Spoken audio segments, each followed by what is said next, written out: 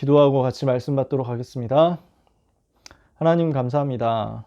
늦은 시간인데 우리 사랑하는 선생님들이 렘넌트 품고 렘넌트 살리고 렘넌트를 통해서 세계복음화하도록 서밋 운동하기 위하여 기도하고 모였사오니 중심을 아시는 여호와 하나님께서 각 사람에게 그 마음의 소원 이룰 수 있을 만큼 그리스도 충만케 하여 주옵소서. 오직 복음만이 청소년 현장에 필요하오니 이 오직 복음 전달할 수 있는 하나님의 역사를 각 사람 위에 허락하여 주시옵시고, 우리가 짧은 만남이지만 이 한 시간 말씀 잡고 기도하고 포럼하고 소통할 때 모든 역사하는 흑암 세력이 무너져 내리게 하여 주옵소서. 예수 그리스도의 이름으로 기도합니다. 아멘.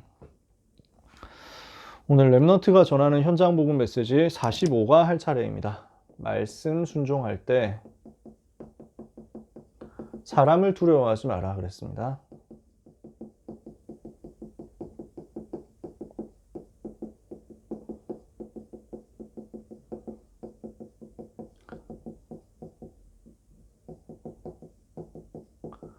왜냐하면 말씀 따라가면 부딪히는 것들이 계속 생기겠죠. 세상하고 부딪히는 것들이 생기겠죠.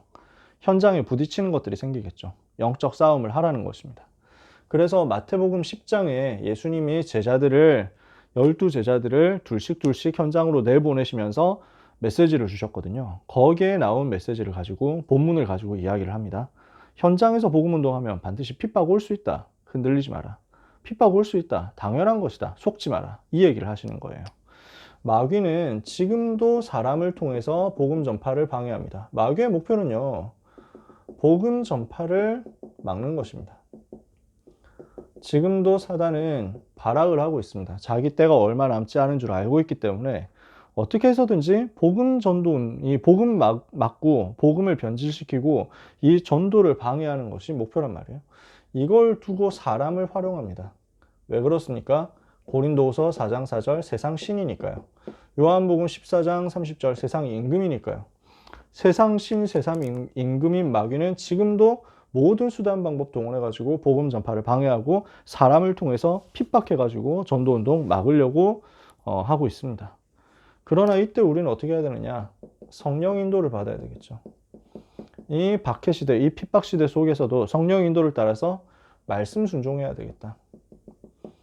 우리는 사람 앞에 서는 것이 아니라 하나님 앞에 서고, 사람의 인도를 따라가는 것이 아니라 하나님의 말씀의 인도를 따라가야 됩니다.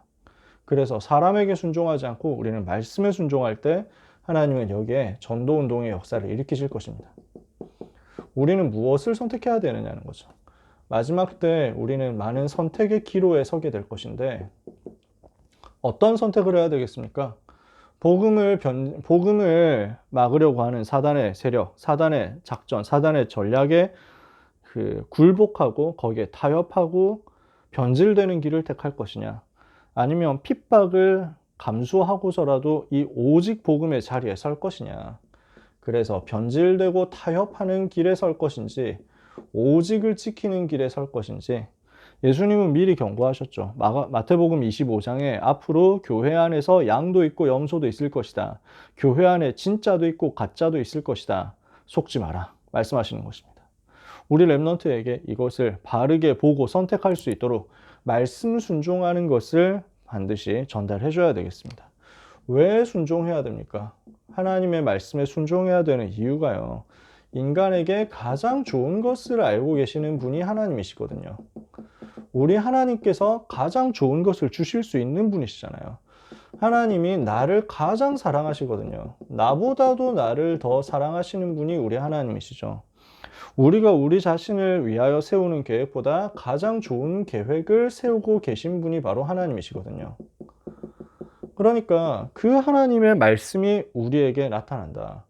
우리에게 가장 좋은 것을 주시려는 하나님, 우리를 가장 사랑하시는 하나님, 우리를 위하여 가장 좋은 계획을 가지고 계시는 하나님께서 그 계획을 말씀을 통해서 나타내시거든요.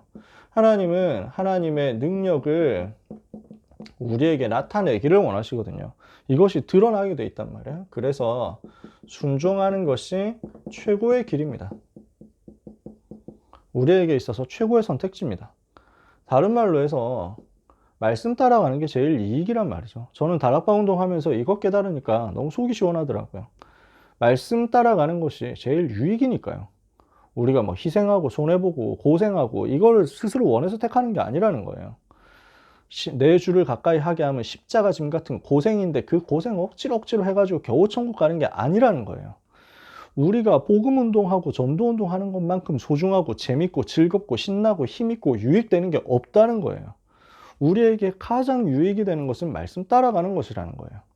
그래서 우리에게 있어서 하나님께 순종하는 것이 가장 선한 길이요 가장 좋은 길입니다. 왜냐? 불순종했더니 무서운 결과가 나오잖아요. 아나니아 삽비라가 불순종하다 완전 망했죠. 사울이 불순종하다 망했죠. 그러니까 다 있는데 불순종하는 거예요. 무슨 말이냐? 나 중심이 안 없어지는 거예요. 나 중심, 육신 중심, 성공 중심이 안 없어진 거예요. 그러니까 불순종하잖아요. 이걸 깨트리고 순종하는데 하나님은 완전 역사하셨잖아요. 순종의 사람. 하나님은 모세에게 그래서 홍해 가르도록 역사하셔버렸다니까. 말씀을 따라가는 바울에게 성령의 인도를 통해서 하나님은 세계 살릴 문을 여셨잖아요. 오늘도 하나님은 우리에게 제일 좋은 것을 주시는데 우리가 말씀 순종할 때 그 우리에게 예비된 제일 좋은 것을 우리는 누리게 됩니다. 그죠? 그러면 어떻게 순종할 수 있습니까? 말씀 순종하는 방법이죠. 우리는 믿음으로 순종하는 것입니다. 하나님은 더 좋은 것을 주시는 분이심을 믿는 거예요. 그래서 창세기 22장 1절에서 18절에 뭐가 나옵니까? 아브라함이 모리아산에서 이삭을 번제로 바치려고 하는 그 장면이 나오잖아요. 하나님께서 갑자기 아브라함에게 나타나셔가지고 아브라함아, 너는 너의 사랑하는 독자 내 아들 이삭을 제물로 바쳐라, 번제로 바쳐라, 이렇게 말씀하신단 말이에요. 칼로 찔러서 죽이고 그 다음에 피 다 흘리고 그 다음에 불 태워가지고 형체도 안 남도록 해가지고 올려드리는 게 번제거든요. 지금 이삭을 그렇게 네 아들, 네 사랑하는 독자 이삭을 제물로 바쳐라, 이렇게 말씀하신단 말이에요. 자, 그럼 내용도 얘기를 안 하신단 말이에요. 이러니까 이유도 모르겠고 내용도 모르겠고 왜 그러시냐 싶은데 아브라함이 순종하죠. 왜냐? 하나님이 더 좋은 것을 주실 줄로 믿었기 때문에, 죽은 자 가운데서라도 다시 살리실 것을 믿었기 때문에 아브라함이 언약을 제대로 잡은 거예요. 어떻게 언약 잡았습니까? 너의 씨로 말미암아 천하 만민이 복을 받을 것이다. 그것을 이미 하나님이 아브라함에게 약속을 줬어요. 네 몸에서 난 자라야, 너와 사라의 사이에서 태어난 자라야 그 사역 감당할 수 있다. 복의 근원 될 수 있다. 오실 메시아 조상 될 수 있다. 반드시 그 아들 주겠다. 그랬단 말이에요. 그 아들이 이삭이거든요. 그렇게 약속 붙잡고 절대 불가능이 몸에서 절대 가능으로 하나님이 바꾸셔가지고 이삭 태어나게 하시는 걸 보니까 지금 이 상황 속에서도 하나님이 이 사건 통해서 오히려 더 좋은 일을 하시겠구나라는 것을 믿어버린 거예요. 그게 순종할 수 있는 힘이었죠. 오늘 우리는 하나님이 어떤 분이시냐, 더 좋은 것으로 역사하시고 채우시는 하나님이심을 믿어야 되겠습니다. 아브라함이 믿었는데 어떤 결과 나왔습니까? 이삭에게 복음 각인되는 역사가 일어났잖아요. 이거는 아무도 못 말립니다. 이삭에게 생명을 걸고 복음이 심겨지는 시간이 바로 이 시간표였어요. 최고의 시간표죠. 다른 어떤 것으로도 이걸 만들어 줄 수가 없습니다. 이때 하나님이 이삭 대신 수양, 여호와 이레 준비하시고요. 그래서 하나님이 이때 아브라함에게 주시는 약속이 너의 씨로 말미암아 천하 만민이 복을 받을 것이고 너의 씨가 대적의 성문을, 원수의 성문을 차지하게 될 것이다. 사단 권세 꺾을 그리스도에 대해서 설명 딱 보여주신 거죠. 어마어마하잖아요. 우리는 무엇을 해야 되겠냐? 깨달음으로 순종하는 것입니다.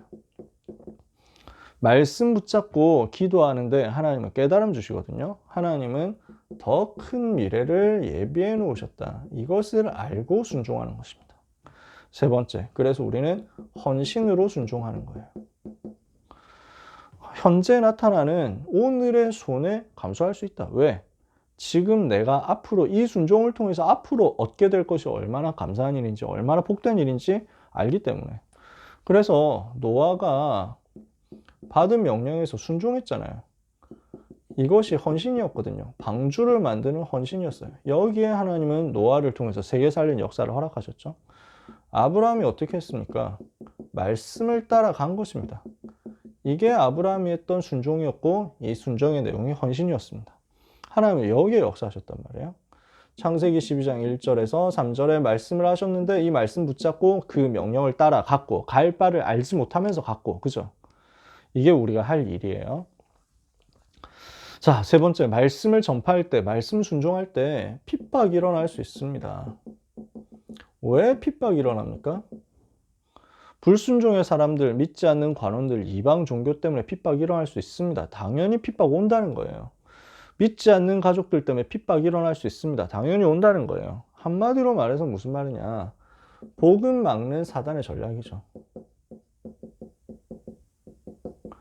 사단의 목표는 딱 복음 없애는 거란 말이죠. 이걸 위해서 사람을 활용합니다. 권력을 활용합니다. 그래서 막 법을 활용하기도 합니다.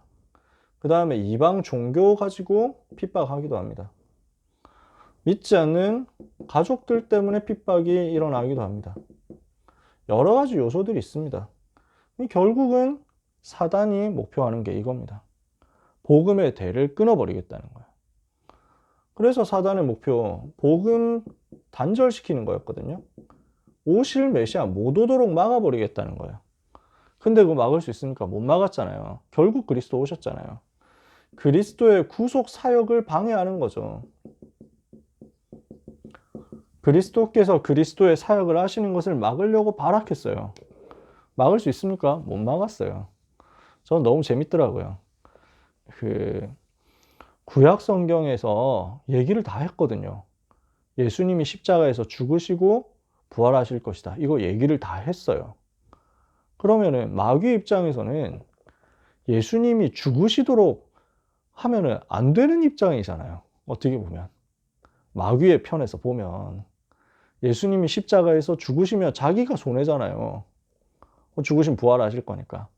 그러니까 이거를 알고 있었으면 마귀가 그 바리새인들 선동하고 제사장들 선동하고 저 가룟 유다 마음에 예수를 팔려는 마음을 넣고 이렇게 했겠냐?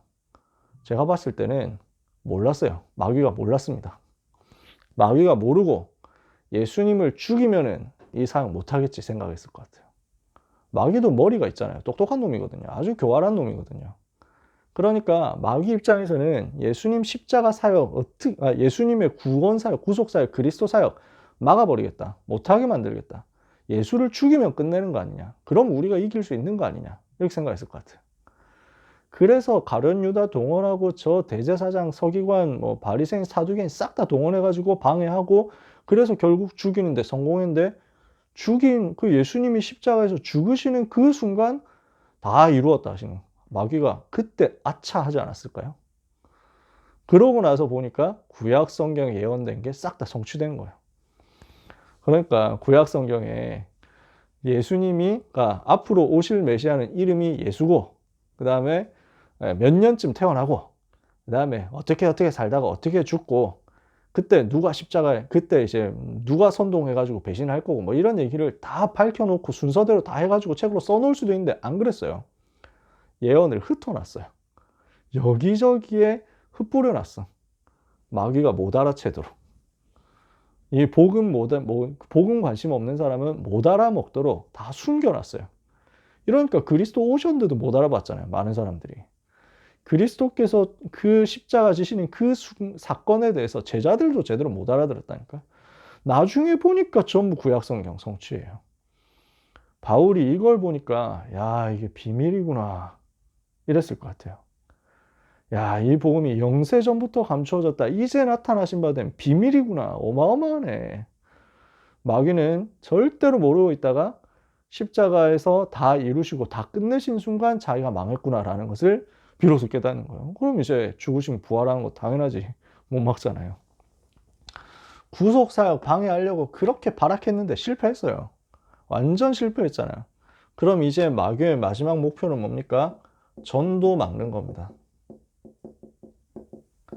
그리스도 오시는 거 막아보려고 했고 그리스도께서 그리스도 사역하시는 거 막아보려고 했는데 다 안 됐잖아요. 세계복음만 막겠다. 어떻게 하든지 막겠다. 그래서 전도운동 방해하려고 모든 수단 방법 동원하는 겁니다. 핍박을 주기도 하고요. 유혹을 주기도 하고요. 이렇게 해가지고 복음을 내부에서 변질시키고 교회가 교회로서의 사명 감당 못하도록 계속 방해하는 겁니다. 요한계시록 12장에 마귀가 자기 때가 얼마 남지 않은 줄을 알므로 크게 분내어서 땅에 내려갔다. 그래서 자기 알고 있어요. 마귀는 자기 운명 끝났다는 거 알고 있어요. 그냥 죽는 줄 알면서 발악하는 거죠. 우리 입장에서는 어떻습니까? 미리 아는 거예요. 사단의 권세는 이미 끝났고 꺾였고 세계복음화는 되어질 거고 세상 모든 사람이 다 막아서고 방해한다고 해도 세계복음화 막을 수 없죠. 우리 그거 알아요. 세계복음화 되는 그날 예수님 재림하실 거고, 그리고 마귀는 그때 완전히 가두어져 가지고 영원히 무적영 속으로. 이걸 다 우리는 알고 있는 겁니다. 미리 보는 거예요. 그럼 우리는 여유 있게 가는 거죠. 자, 그러면 박해당할 때, 핍박 때 기억해야 될 게 있습니다. 이것을 예수님이 마태복음 10장에서 집중적으로 말씀하셨어요. 예수님도 박해받으셨다. 마태복음 10장 25절에 그 종이 주인보다 낫지 않지 않냐. 주인도 박해받는데 종이 박해받는 게 뭐 문제 있냐. 당연한 거 아니냐. 나를 박해한 자들인데 하물며 나를 전파하고 선포하는 나의 종들에게 박해 안 하는 게 비정상이지. 당연히 온다는 거예요. 그러므로 또 말씀하십니다. 감춰진 것은 드러나게 되어 있기 때문에 두려워하지 마라. 마태복음 10장 26절. 우리가 복음 가지고 있으면 당연히 드러나게 돼 있으니까, 당연히 표시나게 돼 있으니까 이거 가지고 눌리지 말고 낙심하지 말고 오히려 더 담대하게 믿고 전파해라. 마태복음 10장 20절. 더 담대히.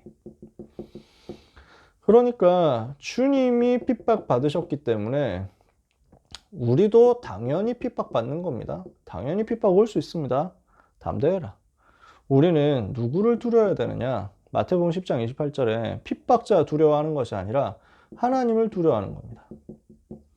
하나님만 우리는 경외하고 하나님 앞에 서는 거예요. 사람 앞에 서는 게 아니라. 몸은 죽여도 영혼은 죽이지 못하는 자들을 두려워하지 말고 몸과 영혼을 다 지옥에 던져버릴 수 있는 하나님을 두려워해라. 저는 군대에서 핍박받을 때 제가 이 구절 되게 많이 붙잡았어요. 저 고참들이 나를 아무리 괴롭히고 아무리 죽이려고 해도 내 영혼 죽일 수 없고 빼앗아갈 수 없다. 나는 하나님만 두려워하는 것이다. 이게 진짜 얼마나 큰 위로인지 모릅니다. 참새 한 마리도 하나님의 손에 있습니다. 하나님의 계획 속에 있습니다. 그러니까 모든 것을 알고 계시는 하나님의 절대 주권 속에서 전도자를 빼앗아갈 수 없다는 거예요. 하나님이 실수 안 하신다는 거예요. 하나님은 우리의 머리털 숫자까지 세고 계실 정도로 우리의 상황과 형편 다 알고 계시죠. 전지전능하시단 말이에요. 모르시는 것이 없고 못하시는 것이 없죠. 그럼 우리는 뭐 하면 되느냐? 핍박자 앞에서 그리스도를 시인해라. 마태복음 10장 32절 33절. 많은 사람 앞에서 나를 시인하면 나도 내 아버지 앞에서 너를 시인할 것이고 사람 앞에서 나를 부인하면 나도 하나님 아버지 앞에서 너를 부인할 것이다. 끝까지 견디는 자는 반드시 승리합니다. 그렇죠? 그래서 우리는 무엇을 우리는 바라봅니까? 자기 목숨을 위하여 얻으려고 하는 자는 잃을 것이고 복음을 위하여 목숨을 잃는 자는 얻게 될 것이다. 그래서 무엇이 진짜 중요하냐? 무엇이 진짜 가치 있는 것이냐? 이것을 알면 생명도 드릴 수 있죠. 그래서 우리는 진짜 복음 위해서 필요하다면 얼마든지 우리 인생 드릴 수 있다. 다행스럽게도 감사하게도 우리가 지금 예수 믿는다 하면 죽이는 그런 동네에 살고 있지는 않습니다. 지금 여기서 우리가 서울에서 차로 길만 안 막혀 있으면 3시간 안에 도착할 수 있는 북한 땅에 여기는 근데 그런 상황이잖아요. 예수 믿는다는 그것만으로 성경책 가지고 있다는 그것만으로 사람 막 처형당하는 그런 현장이죠. 우리는 성도들을 위해서 기도해야 되겠고 동시에 우리의 믿음 지키는 영적 싸움도 해야 되겠습니다. 반드시 상급이 있고 응답이 있습니다. 하나님은 이것을 약속하셨죠. 우리가 말씀을 전파하는 것은 주님을 대신해서 하는 것입니다. 그리스도의 대사로서, 대리자로서 우리는 현장에서 복음 운동하는 거죠. 그래서 삼중직의 대사 말씀했잖아요. 반드시 상급이 있다. 냉수 한 그릇도 절대로 상을 잃어버리지 않을 것이다. 성경 보면요. 누구든지 작은 소자 중에 하나에게 내 이름으로 그 제자의 이름으로 냉수 한 그릇이라도 주는 자는 상을 천국에서 잃어버리지 않을 것이다. 영어 성경에 보면 조금 더 명백하게 좀 깔끔하게 나와 있습니다. 이 어린 아이 하나가, 이 작은 소년 하나가 제자라면서 찾아왔다 했을 때 이 어린아이가 제자라서 그 제자에게 냉수 한 그릇을 떠다 준 그것에 대해서도 반드시 상이 있다. 전도자의 상급이죠. 말씀 순종하는 전도자에게 하나님이 이 상급을 주시는 거죠. 자, 그래서 우리는 뭐 해야 되느냐? 순종할 수 있는 근거는 앞에서도 얘기했지만 믿음입니다. 하나님을 신뢰하느냐는 거예요. 말씀을 신뢰하느냐는 거예요. 그러니까 순종해라 라고 할 때 목표는 요거 확인하는 거예요. 믿음 확인하는 거예요. 그래서 이거는 제자 훈련 열쇠가 됩니다. 진짜 복음 붙잡았냐는 거예요. 정말 어떤 환난, 어떤 핍박 와도 말씀 따라갈 거냐 하는 거예요. 이걸 확인하는 거죠. 제자 훈련의 키가 바로 순종이다. 그래서 생명 걸어버린 제자 앞에 흑암 세력은 무너지는 것입니다. 그게 다니엘과 세 친구였잖아요. 불 속에 들어가도 상관없다고 하잖아요. 저희 사자굴 속에 들어가도 상관없다 하잖아요. 초대교회도 마찬가지였죠. 우리는 죽어도 상관없다는 거야. 핍박당하니까 너무 기쁘고 감사하다는 거예요. 이러면 못 이기죠. 이게 흑암 세력 꺾는 시대 살리는 승리로 반드시 연결됩니다. 말씀 마칩니다. 오늘도 조금 길어졌는데요. 우리는 뭐 해야 되냐면 하나님 앞에 서야 됩니다. 사람 앞에 서는 거 말고 하나님 앞에 서는 것. 우리 랩런트에게 말씀 순종이란 이것을 율법으로 가르치는 것이 아니라 사람 두려워하지 않고 하나님 앞에서 절대적으로 서는 것을 훈련시켜야 됩니다. 이 관점을 갖춘다. 이러면 굉장한 응답이 일어납니다. 사람 앞에서 비굴하지 않고 이익 앞에서 비굴해지지 않고 유혹과 핍박 앞에서 타협하지 않고 오직 여호와 하나님 앞에서 오직 하나님만을 기쁘시게 하기 위해서 사는 사람. 이게 제자거든요. 앞으로 핍박 시대가 올 것이기 때문에 성경은 얘기했죠. 앞으로 오게 될 핍박 시대를 대비하는 훈련이 바로 이 부분이 될 겁니다. 어떤 상황와도 흔들리지 않고 변질되지 않는 복음 붙잡고 복음 지킬 전도제자. 이 시대 하나님이 가장 필요로 하시는 사람입니다. 이 응답을 우리 랩런트에게 전달해야 되겠습니다. 우리 랩런트들이 이 힘을 가지고 어려운 시대에 승리할 수 있도록 그 사역을 감당하는 우리 모든 선생님들 되시기를 예수님의 이름으로 축복합니다. 기도하겠습니다. 하나님 감사합니다. 크신 은혜로 랩런트 살리는 응답의 여정을 걸어갈 수 있게 하심을 감사합니다. 복음 붙잡고 복음을 누리는 증인이 되게 하시며 모델이 되게 하옵시고 이 증거를 후대에게 전달하여 시대의 흐름을 바꾸게 하여 주시옵소서. 핍박 시대 속에서 생명건 말씀 순종하는 전도 제자를 세우게 하사 사단의 진을 무너뜨리는 응답이 우리의 것이 되게 하여 주옵소서. 귀한 선생님들에게 남은 시간에도 최고의 성령 충만 허락해 주시옵소서. 예수 그리스도의 이름으로 기도합니다. 아멘.